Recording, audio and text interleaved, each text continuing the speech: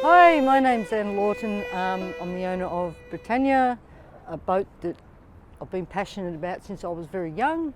It was my great-grandfather's, it's been in the family since 1910, and being a female of the Britannia Island Davis dynasty, basically I was allowed to spit scallops on it, but wasn't allowed to sleep overnight.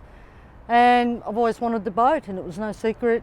So when my grandfather died in 1999, my partner and I purchased the boat from the estate and took it home on a crane and restored it. Had a big wet well in the middle. The bunks consisted of wire beds, old army trench coats, an old petrol Primus cooker, very dirty, leaked because it had a big wet well, so all the walls were all leaking, and we did what we could on the safety side and insurance to start with, and then eventually I wanted to have a toilet because the red bucket, as we called it.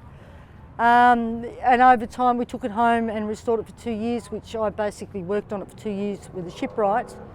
We were very fortunate to have a very, very good shipwright. Unfortunately he's died now, the late Mike Sini.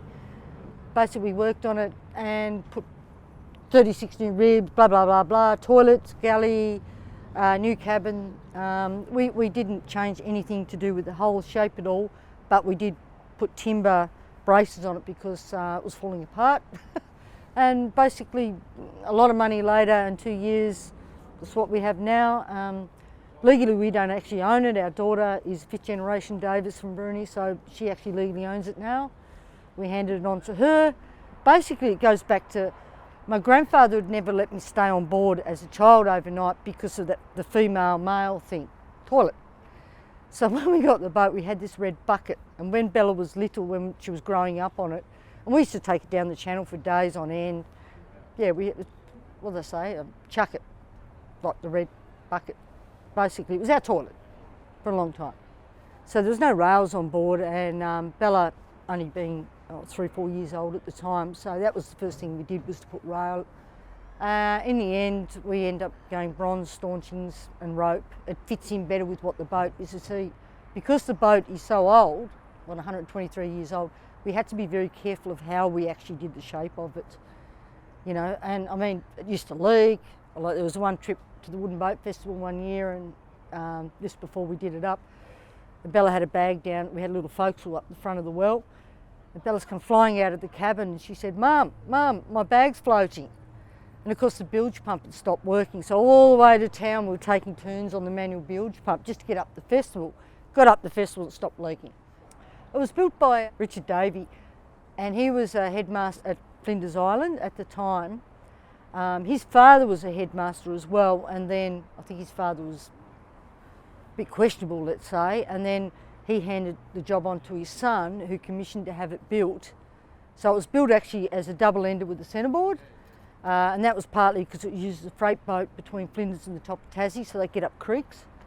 And he had it built in 1898, and then we've got pictures of it in full sail, the whole bit. And he used to quite often sail it down into Tamar River, for example. And then in 1910, I've got a funny feeling that my great-grandfather was lighthouse keeping in the Deal group. We kept in the Deal Islands. The family bought in 1910, and sort of then it's just gone down through the generations type thing. But I remember as a kid, my nan always used to say, the world used to stop when the Brit went on the slip, and Pop used to slip it in town.